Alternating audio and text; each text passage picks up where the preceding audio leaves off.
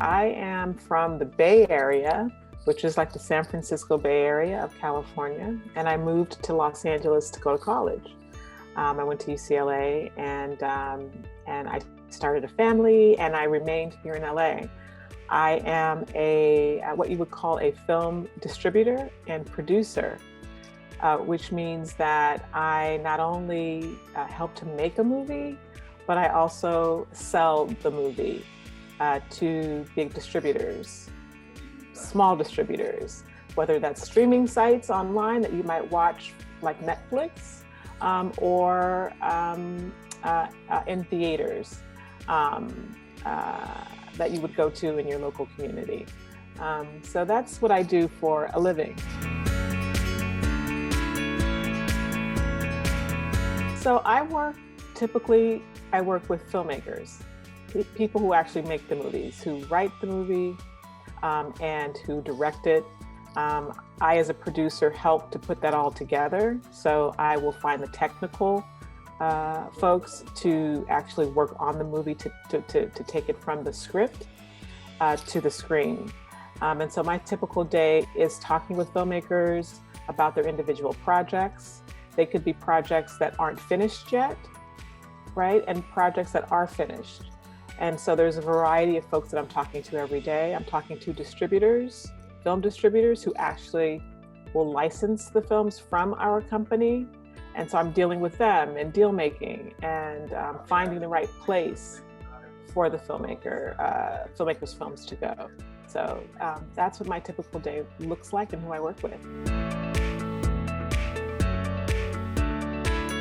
The best part is just being in the world of art and business, combining both art and business, and meeting people from all over the world, because I deal with filmmakers from all over the world, helping to find good deals for them and good places to place their movies. So I feel like it's a service that I'm providing truly as well. And so I enjoy that. The challenging part is really just finding actually those distributors who will take the product that we sell, as well as finding money to make the movie. Those are challenges in my business. Well, when I was a kid, I wasn't really sure what I wanted to do. I just knew I wanted to go to UCLA and move to Los Angeles. And so from a very early age, I just followed my heart, no matter what it was telling me to do. And so when I came to LA, I worked for a company that used to get this trade magazine called The Hollywood Reporter. And for some reason, I was drawn to that magazine, and I would read the articles. And one day I found an article on a famous director who was opening up a new business at a studio.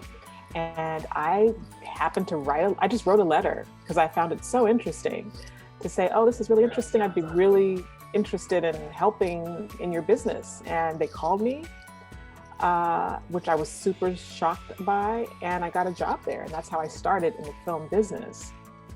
And from that point, I just always listened to my heart and my gut. And I went from managing talent, meaning managing writers and directors, to working at studios in departments that bought and made movies for the international marketplace.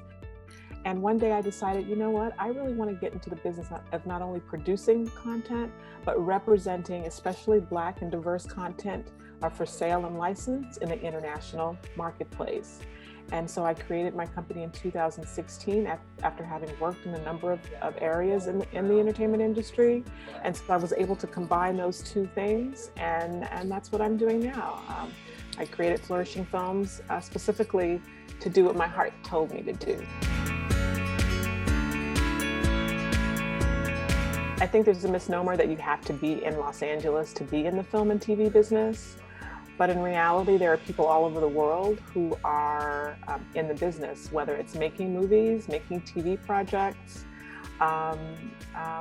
or on the distribution business end of it, and selling directly to streaming platforms, for instance. So first, know that you can do it anywhere. And then the second thing is I would definitely study the industry a little bit, follow some of the trade publications like Hollywood Reporter, The Variety, or Shadow and Act, all kinds of places that you can go and educate yourself about the business. And then if you do want to sort of get into sort of the studio agency business, maybe coming to LA to intern, find an internship program through your college. And if you don't go to college, if you don't decide you want to do that, then just do it, do whatever it is that you feel your heart is calling you to do. And specifically, I mean, filmmaking and the creative parts of it.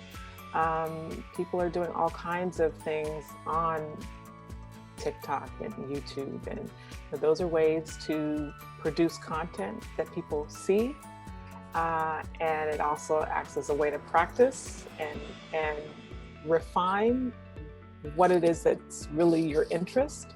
I think it's just really important to stay true to yourself, and not be afraid, be really courageous and bold, because that's what it will take to get what it is that you want for your life.